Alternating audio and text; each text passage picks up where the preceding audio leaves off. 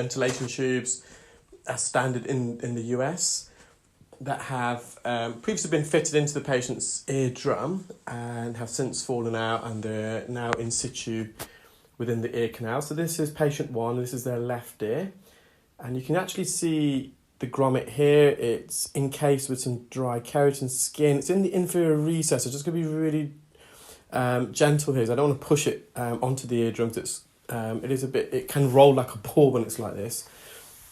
So I've just hovered over with a fine suction probe, and there you can see the grommet, and it's encased and enveloped with dead skin, keratin. I'm going to look back into the ear. There's some oxidized dead skin posteriorly on the back part of the ear canal wall. I'm going to remove that, and in a moment after the procedure, I've got a diagram, an image, a still image of the eardrum, and I've annotated it so you can see some of the landmarks there. The patient has also got some dry skin in their right ear, which I quickly removed, and I think I've included that as part of the video. So that's the patient's eardrum, and I will come back to this. I'm going to annotate it for you. And that's the grommet. This particular grommet is known as a Shah grommet, and it's not designed to be in the ear for too long. It can naturally migrate after a few months, typically 6 months. You do get T-tubes, which are more lifelong and permanent grommets or ventilation tubes. So where I've annotated there, that's where the grommet was initially fitted, and it's since healed the eardrum. At the top, you've got a retraction. You can actually see the long process of the incus, and where I am now, that's the chorda tympani, that's the taste, the nerve of taste, the hammer bone, the neck of the malleus. To the left of that, it looks like there's a little hole. It's possibly a pinhole perforation still there, and the attic there on the top left region. This is the same patient's right ear, so the eardrum looks almost identical. It's still retracted. They've also had a grommet, but this grommet has naturally worked itself out.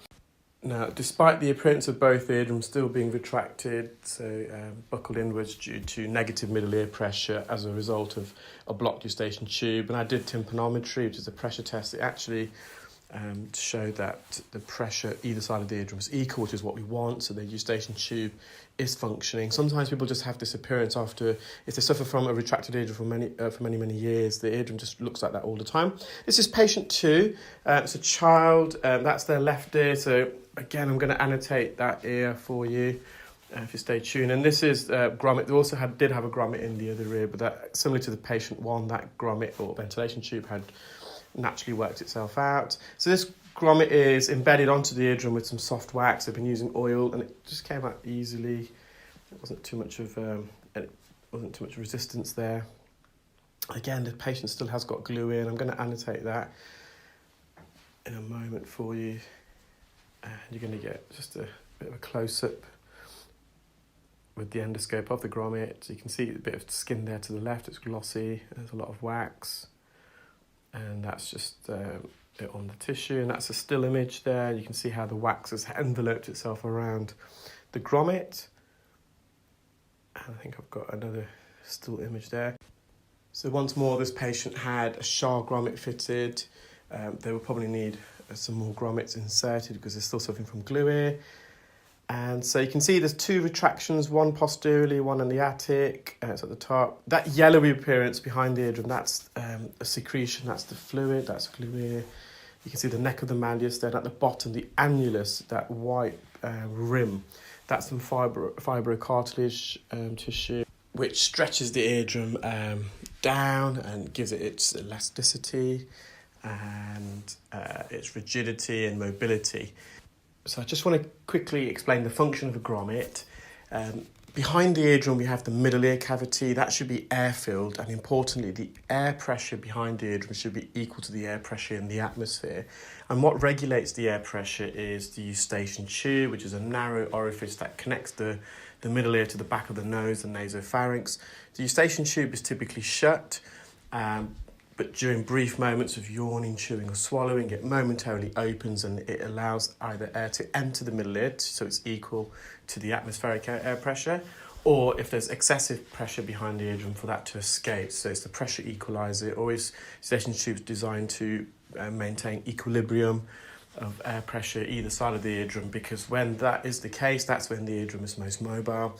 If that eustachian tube gets blocked at the back of the nose, which is what's happened to me recently, there's no air behind the eardrum, so it's like a vacuum effect. All the cells in the middle ear absorb the remaining air, and as it does, it leaks out fluid from the mucosa into the middle ear.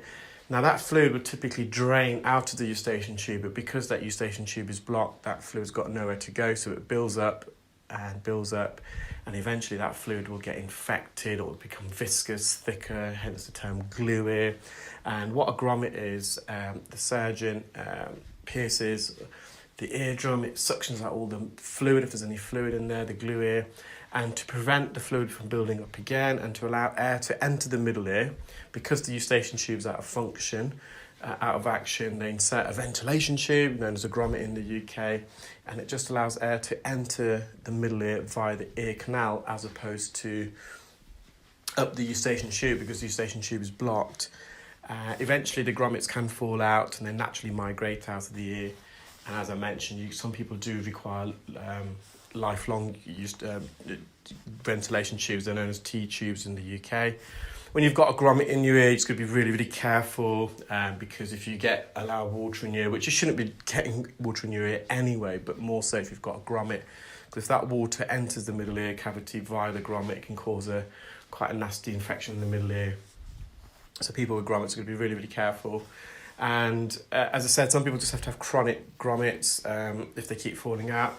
Typically, children are more prone to developing blocked eustachian tubes and glue ear, because the eustachian tube is very, very narrow in the first instance. It's only about 3 or 4 millimetres wide. In children, it's even narrower, and the eustachian tube is more horizontal in position.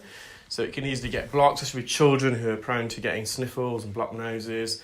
As children age, the eustachian tube can get a bit wider. It becomes a bit more vertical in plane, so the gravity helps